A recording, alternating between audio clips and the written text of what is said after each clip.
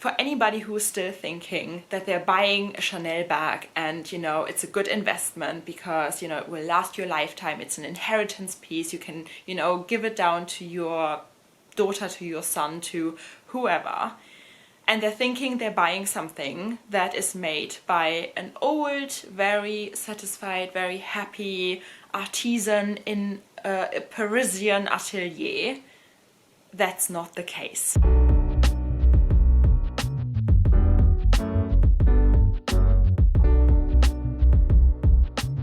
Hello everyone and welcome back to my channel. Boy oh boy has it been a week. So this video was already filmed last week and suddenly an article surfaced and it kind of changed the whole perspective of what I actually wanted to tell you guys. First of all, I want to say a huge, big, massive thank you to all of you. I don't know how to thank you enough. I've read through all the hundreds and hundreds of comments that my video from last week got, where I got mugged. If you haven't seen that video yet, go and check it out. Honestly, I felt so warm and fuzzy in my heart when I read through all your comments. Okay, so guys, what do we talk about today? Chanel.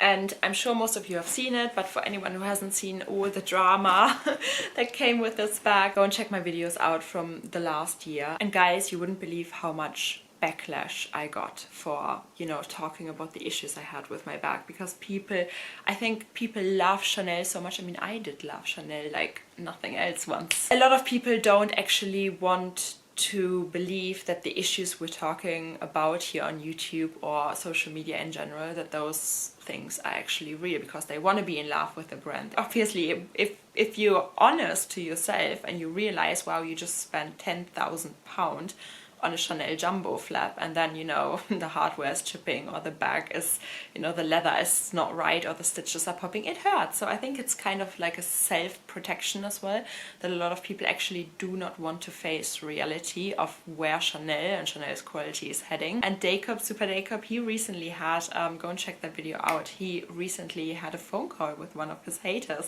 who actually said, yes, you know, when we talked about these Chanel 22 bags last year, she just didn't want to believe it. She just didn't want to, you know, face the reality of things, that Chanel is going downhill. And, well, she lashed out on us a little bit. And still, to this day, you know, people are discovering my videos nowadays, even though they're a year, 1.5 years old, and they're still lashing out on me for saying, oh, you wanna damage Chanel's reputation, etc.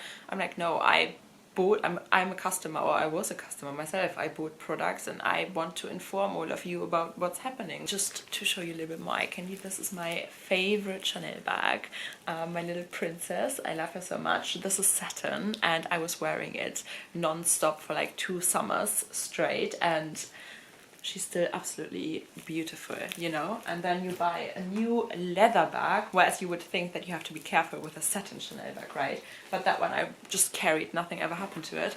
And then you buy a new leather bag where you feel like it needs to be good quality, and, you know, and then it just dies within like 2 days of wearing it. So initially, guys, I wanted to show you this because people are slowly waking up.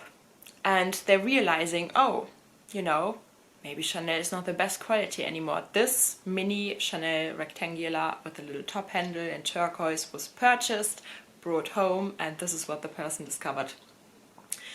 And again, yes, it has been a big talk on YouTube about whether Chanel uses bonded leather, because legally, and that blew my mind, guys, legally, if you sell a leather product and it only has 1% leather in it, you can call it a leather bag. The issue, as you can see in this picture, you can, let's zoom in, you can see there's like white canvas, right, underneath. And then you have this leather mesh kind of thing. Allegedly, everything I say in this video is alleged. It's just my opinion for entertainment purposes only, just like Super Jacob always says. Do you think that leather would react like this?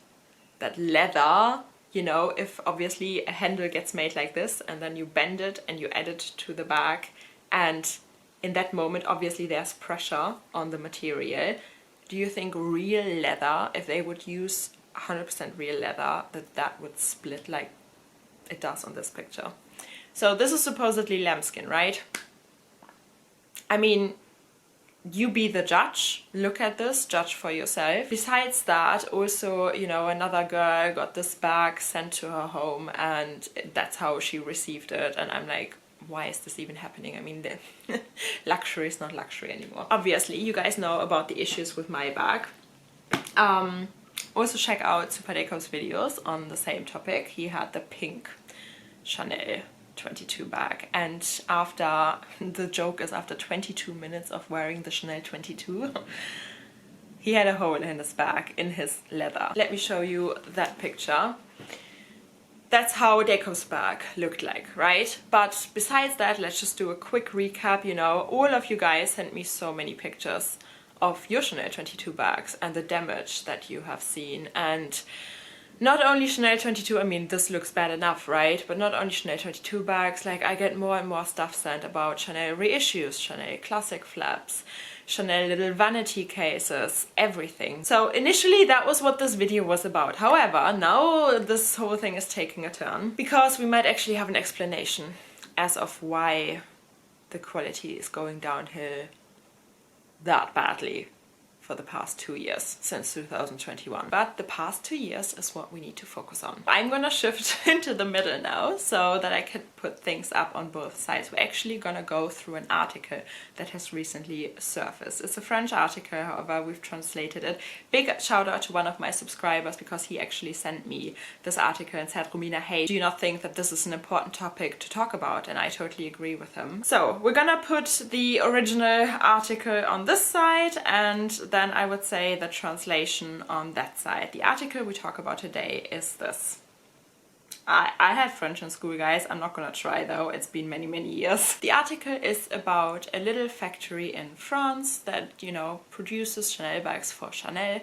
And we're just gonna go through the major points that, in my opinion, were super shocking. We have two women reporting about their experiences in that factory. One is called Nadine. Obviously, the names have been changed. She's the one that quickly quit even before the end of her probation period due to the working conditions. Nadine says it really was a terrible experience and that she was paid minimum wage. She cannot believe how bad the working conditions were, in contrast with obviously the world of luxury to which they contribute through their work. Martine, again the name was changed, brutally summarizes the situation. We are dehumanized, the bags are more important than humans. She reports the behavior of employees is closely monitored. Discussions in between workers are strongly discouraged, even prohibited. Some workers, if they, for example, talk to the person sitting next to them, are taken back like children by their line manager for having had a discussion with their neighbors in the workshop. We do not have the right to talk. We arrive, we lower our heads, and we work. To move, it is also necessary to ask for permission. We do not have the right to go see a colleague without authorization, even if it is for a professional question. A work matter, I assume. The boss/owner of the company then responded to these accusations and he said, well, employees do not have the need to travel within the factory. They're basically just supposed to sit on their place and work. Heads down, no conversations with anybody. To justify the ban on discussions, he explains that you have to concentrate. There's a high level of, you know, skill required to make these bags. Employees also report that their fingers are numb from the cold. Several employees recount having experienced a very cold winter. Now we're getting into the really interesting thing. So the employees say that to make luxury bags, it requires precision, obviously, right? The stitching, that's whenever we see a good bag and we're talking about the beautiful stitching and we're like, oh my God, wow, you know, they did such a good job. You would think, obviously, you know, that when your hands are frozen, you cannot do a good job. So maybe all the issues we see with stitching recently, with alignment, with symmetry, you know, it goes down to the workers not being treated well. This winter, my hands were frozen. I couldn't even bend my fingers. It was very difficult.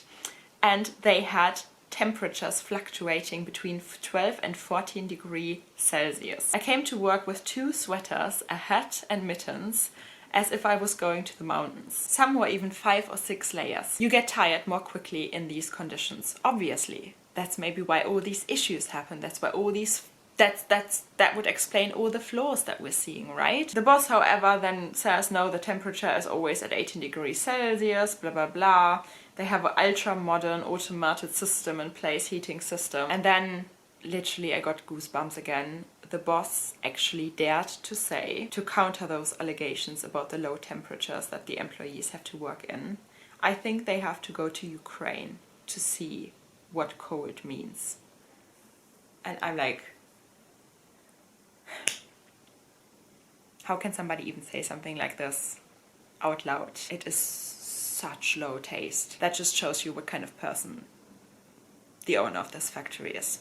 I think we don't need to say more about that. So yeah, I mean, you know, if there are any French people, you can read the original article, and the translation obviously is not the best, but we can get the content, right?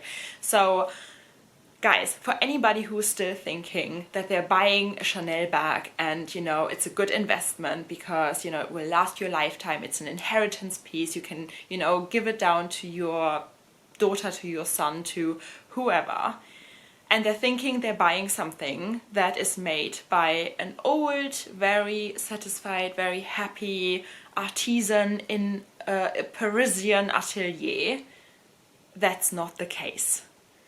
The reality of things nowadays is, to keep up with the demand of the thousands of Chanel bags that are sold every day, these are the working conditions. People are getting paid the bare minimum. They're not allowed to even speak while they're on their shift, to speak to the people sitting next to them, also sewing bags all day long. They're not allowed to move without authorization, which is mind-blowing in my opinion. I have heard from Chanel sales associates that they are not allowed to go on a toilet break during the rush hour time when there's lots of people in the boutiques if they don't get the authorization from their manager. They're working in this factory now again. They're working in cold temperatures. So how can we expect perfection if workers are treated like this? Obviously, they cannot come out with luxury goods. You guys have to make up your own mind if it's still okay to support Chanel. They're making too much money. They're making billions of profit. What was it, 5-6 billion profit? So obviously, you know, that we're not gonna see any changes anytime soon, unfortunately, because even if a lot of us would say we're gonna quit buying from Chanel, we're gonna boycott them, it's not gonna be enough. You know, and no matter how much we're sitting here, like many different luxury YouTubers, many different influencers sitting here, you know, telling you about all these horrible things that are happening, even if all of us make an informed decision, there is millions of people out there that are still keep buying Chanel, and that will keep the company just like in very good business, and they're not gonna have to make any changes. Unfortunately, that's the thing. However, when it comes to us as an individual, we can obviously still make the decision if we want to support a company who treats their workers like that. On top of all of this, guys, you know that at the beginning of the pandemic, when Chanel said we're taking so much pride into protecting our workers, they let go of so many sales associates all around the world. My sales associate, which was the best guy ever, got fired at the beginning of the pandemic, when in public Chanel was standing there saying we protect all our workers. They might have protected their artisans. The sales associates, it has nothing to do anymore with the memory of Coco Chanel and the history, and Chanel has just become a fast fashion brand with no morals and ethics, and it's disappointing, because you guys know it, I love Chanel as well, you know, once in a while, once in a blue moon. Please start a discussion in the comment section below. Let us talk about this. What's the right thing to do? You know, because even if you forget about all of this and you only think about you yourself, and you're buying these bags for these current prices, the next price increase is probably around the corner, and you're getting quality like this, where you know it's not leather anymore, it's just a leather mesh sticking onto a canvas, and it breaks apart within a couple times you're gonna wear it, or even when it arrives, you know. So I don't know, guys, I mean, I can only do this. I can only, you know, show you these things and start a conversation. Everything else is up to you.